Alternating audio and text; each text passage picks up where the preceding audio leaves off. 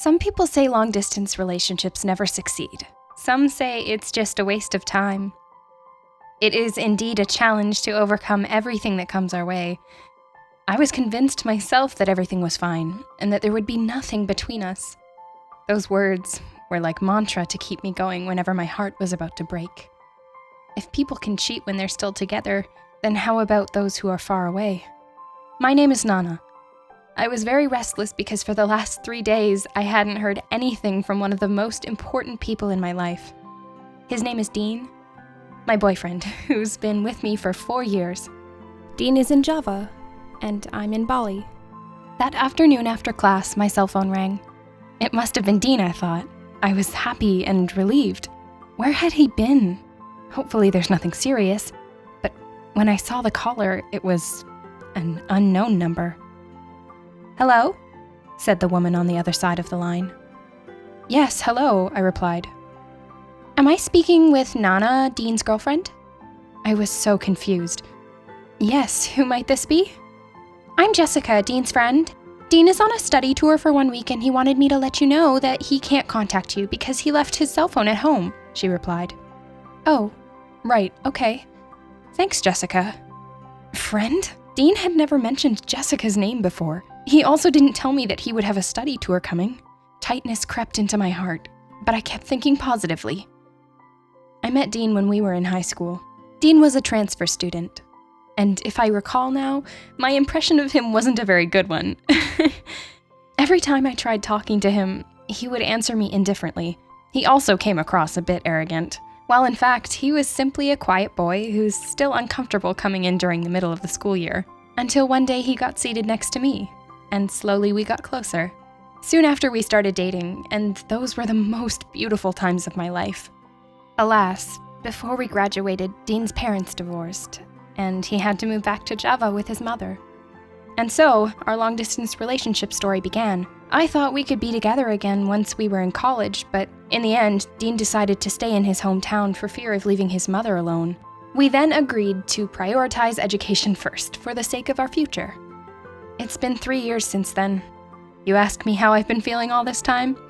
Happy, sad, worried, and to be honest, sometimes tired.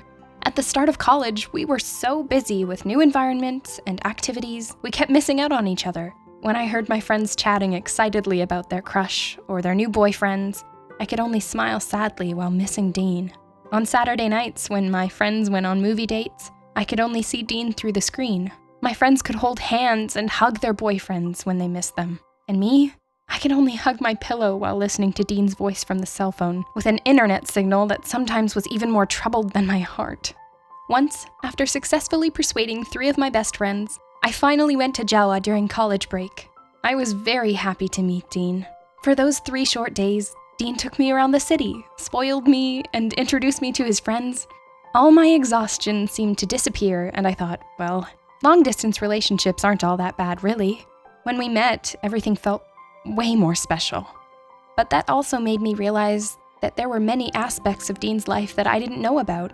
When Dean joked with his friends, I could only smile because I didn't get it, and I couldn't get into that circle. I was also sad because I could not be by Dean's side when he went through important times in his life. Also, meeting physically like that was not something we could do whenever we wanted to. After all, we are college students who don't have any earnings. I was able to go on that trip after saving up for almost 1 year.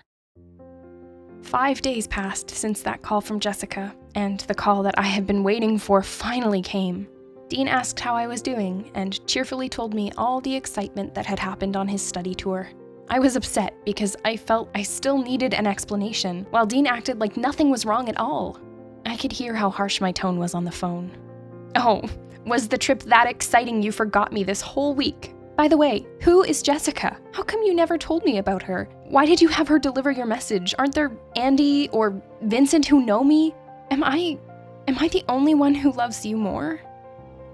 Dean paused for a moment, then replied in a rather angry tone. He explained that Jessica was only his classmate, and asked me in return if my trust in him was only that much. He never told me about Jessica because they were only acquaintances, and that was something unnecessary to be brought up in our relationship. Dean said I was the first person he called back home. He hadn't even called his mother, but this was not the response he had hoped for. That moment, my tears fell down. I was a mess of anguish, anxieties, and guilt, and all I felt was exhaustion, exhaustion, and exhaustion. I know I was wrong, but I couldn't even apologize with all these rolling emotions. I could barely hold myself together. Since then, our calls and texts lessened. We know we still love each other. Our feelings were not as shallow as 1 to 2 quarrels, but we were both still uncomfortable and trying to calm things down. Plus, the busy dissertation and graduation period left me barely any room for anything else. Time went by so fast, and suddenly we were no longer college students. While resting to catch my breath, I stopped at a nearby cafe after my job interview. "May I take your order, ma'am?" "Coffee, please," I replied without looking up. "You're really pretty, ma'am. Did you just have a job interview?" This waiter really is... "Sir, I'm thirsty." Dean stood in front of me with a wide smile. What on earth? I was dazed, and Dean's smile got even wider. He hugged me. I was still in shock. We had no contact in the last 3 months, and suddenly he was here in front of me. Dean then explained why he hadn't contacted me these past few months. Because next to graduation, he was busy landing a job so we could be together again. Dean has been accepted into an engineering company and has now moved to Bali.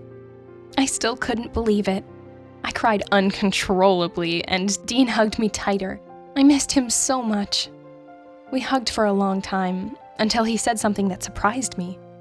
"I want to meet your parents. I want them to know that I'm dating their little girl seriously."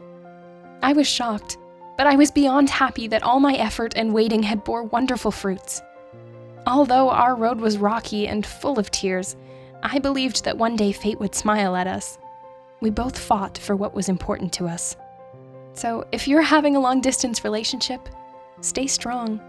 It may be difficult and exhausting, but if you trust each other and put in enough effort, understanding, and commitment, then any love story is possible.